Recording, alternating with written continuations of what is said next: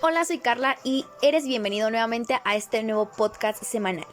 El día de hoy vamos a hablar sobre el rendimiento intelectual en las diferentes áreas del ser humano. Llámese laboral, educativo, criminal, intrapersonal, grupal, social, etc. Sabemos que como seres humanos estamos hechos porque somos seres biopsicosociales, es decir, nos tenemos que adaptar al contexto en el que nosotros estamos y es imposible que no nos podamos desarrollar tan siquiera en uno solo. Pero bueno, vamos a ver en el contexto laboral. De primera instancia debo de abordar que el contexto laboral es algo que en lo personal a mí me gusta mucho. Y pues bueno, tanto lo laboral trae como buenas y también como malas cuestiones, ¿no? Sabemos que el trabajo es beneficioso para la salud mental, sin embargo, un entorno laboral negativo pues puede causar problemas físicos y hasta psíquicos. Gran parte de lo que gestiona en el ámbito laboral sabemos que al pedir un trabajo pues están estas personas de recursos humanos que son los que nos hacen las pruebas.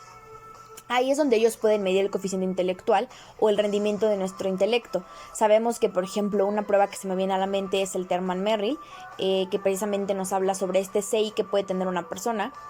Y sobre todo, hablando más en el ámbito laboral, sería el rendimiento sobre que tú tengas como persona, es decir, a la solución de problemas. De pronto, qué tan perceptivo puede ser, qué tan, incluso para la capacidad que tengas tú de discernir. Al momento de la estructuración de equipos de trabajo también. Ok, pero vamos a definir primero también rendimiento en el área laboral. Se considera rendimiento a un conjunto de conductas en el entorno laboral desde el punto de vista en términos de productividad, excelencia, eficiencia, eficacia, que van a darle a la empresa buenos resultados. Incluso también tiene mucho que ver la motivación en el trabajador. Las características que se pueden ver dentro de este ámbito puede ser la motivación, que es sin duda alguna uno de los factores claves que inciden en el desempeño laboral.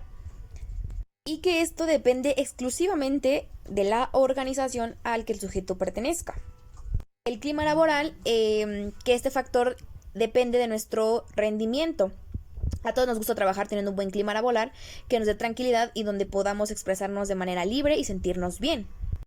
Otro factor también es la comunicación, que esto también parte de tener un buen rendimiento y que también sabemos que es el seno de la empresa. Si no existe una buena comunicación o si no existe incluso una dirección, es muy probable que el rendimiento del trabajador pues disminuya de una manera muy considerable.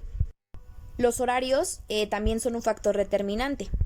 Otro factor son los factores ambientales, es decir, la prevención que tengas dentro de tu ámbito laboral, la seguridad y higiene que cuente la empresa. El desarrollo profesional. Creo que todo empleado tiene la posibilidad de demostrarse y de desarrollarse profesionalmente a través de planes de carrera que aumenten su motivación, así como también su rendimiento. Y pues obviamente también contar con las herramientas necesarias para que pueda disponer de todas las tareas que se hagan o que se le hayan seleccionado dentro de su ámbito laboral. Ahora hablemos de otra área. Otra área es el área educativa, porque pues sabemos que también somos estudiantes, ¿no? Varios de los que estaban escuchando este podcast sabemos que estudiamos y que de pronto también puede ser un tanto pesado.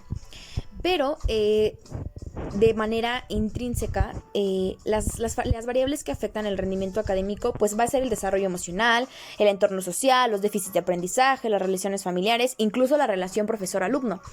Hay muchos de nosotros que cuando no nos sentimos en un lugar cómodos, pues preferimos salir o preferimos evadirlo de alguna otra forma. Incluso si hay problemas en casa, pues los llevamos a la escuela y eso nos imposibilita poder prestar atención.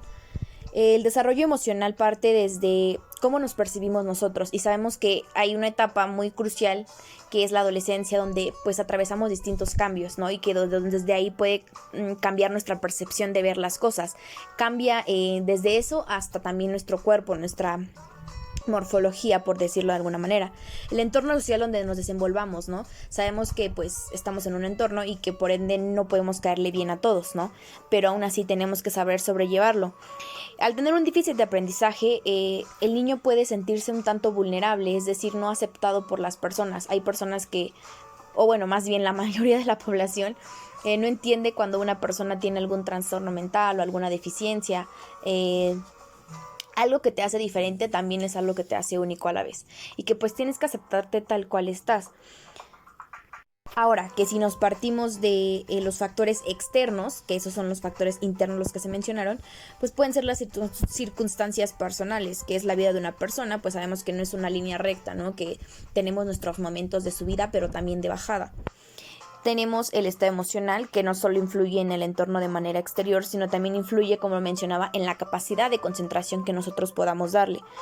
La excelencia del profesor, sabemos que hay materias que de pronto nos gustan más porque un maestro las imparte. Nos emocionan y nos motivan a dar lo mejor de nosotros. O puede ser también, por otra parte, la dificultad de una materia. Si no nos gusta la materia, no nos gusta la teoría, pues se nos va a dificultar un tanto y no vamos a dar un rendimiento al 100%. Los aspectos pedagógicos, que parten más de las estrategias, no solo visuales, auditivas, que se le impartan al infante o al adulto en este caso.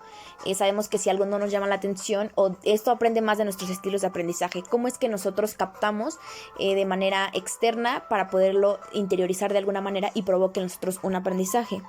Y pues también parte del estilo de vida, ¿no? En la economía que nosotros tengamos para solventarlo. Un factor que también influye mucho es el no poder descansar. El sueño afecta la memoria a corto plazo y deja espacio para más información, y se ha comprobado que la falta de sueño genera un descenso en la capacidad de asimilar los conocimientos hasta un 40%, y que estas pérdidas de memoria hacen que la persona se torne lenta y poco precisa, incluso al hablar, y poder obtener un aprendizaje. Ahora vamos a hablar dentro del área criminal. Y bueno, también ser criminal, digamos, de alguna manera, pues causa un gran efecto intelectual. ¿Por qué? Porque esas personas pues básicamente parten todo desde la esencia de ellos, ¿no? Desde el hecho de pensar. Esos tipos de personas podemos decir que generalmente tienen algún trastorno, y por lo ende pues su coeficiente intelectual será un poco menor al habitual. No por ser criminales queramos decir son personas inteligentes, porque ellos parten, ellos crean sus propias muertes o ellos hacen sus propias muertes. No es así. Una persona que es criminal, generalmente su coeficiente intelectual tiene un menor rendimiento al habitual al que nosotros tenemos, ¿no? Y es por eso que la investigación psicológica ha tratado de determinar las relaciones entre delincuencia y las variables psicológicas, principalmente mediante métodos correlacionales, que suponen dificultades para establecer causalidad porque los distintos efectos posibles se solapan con frecuencia. Aquí vamos a hablar de la teoría de la personalidad delictiva de Eysenck, según la cual la conducta criminal se debe a fallos en la adquisición de la conciencia moral.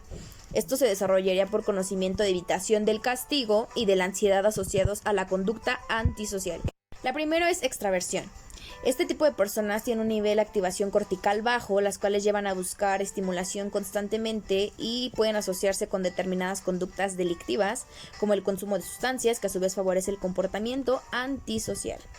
El neuroticismo, que para Eysenck las personas emocionalmente inestables también tienen dificultades para el condicionamiento, ya que reaccionan de forma intensa y duradera a los estímulos estresantes.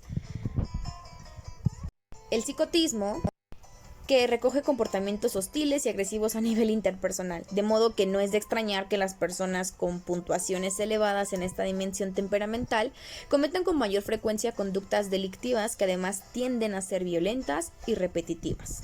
Por otra parte, la impulsividad y el bajo control son las personas que tienen problemas para demorar la gratificación, es decir, para resistir la tentación de obtener un refuerzo a cambio de conseguir otro distinto posteriormente.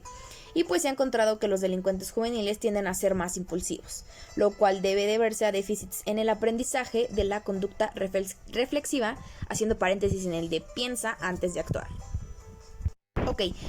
Pero en el pasado autores sabemos que como Lombroso y Groffin afirmaban que la conducta criminal se debe básicamente a déficits cognitivos. Actualmente la American Psychology Association, que es la APA, nos dice que la correlación entre criminalidad y cociente intelectual es significativa, pero es baja, aproximadamente de menos 0.2.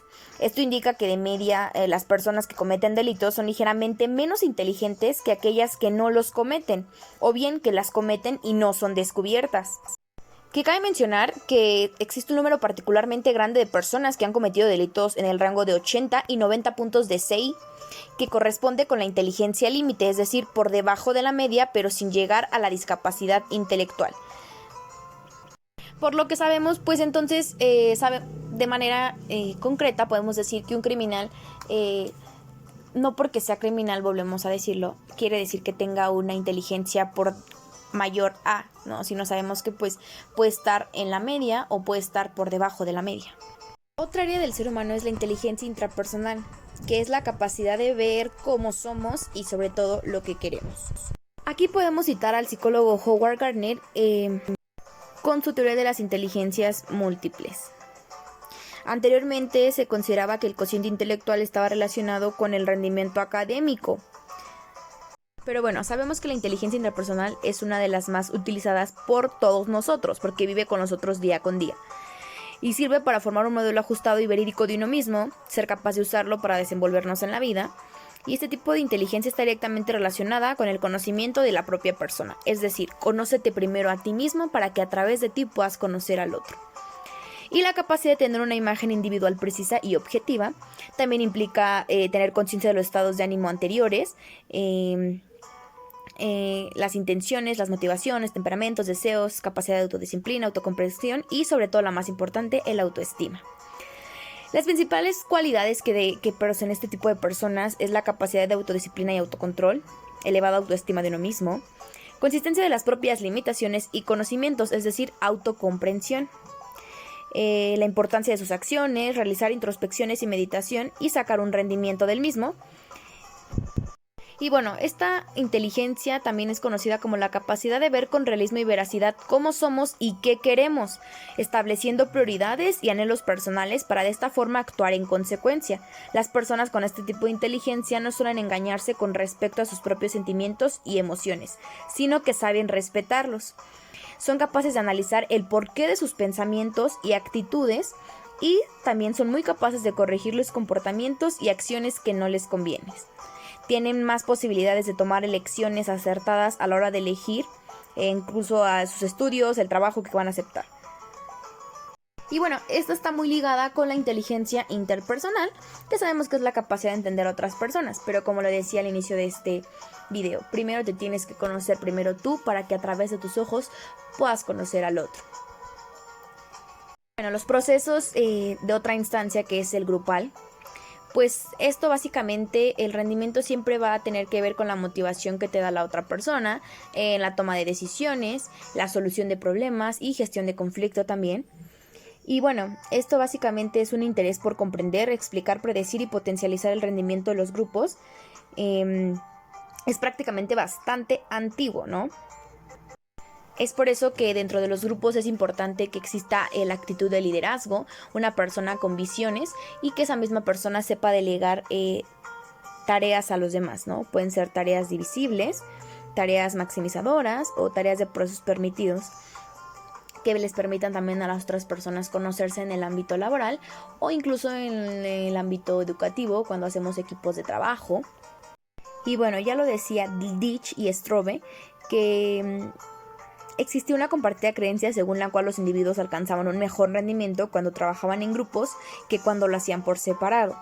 Que bueno, en la actualidad pues básicamente es como a uno le guste, ¿no?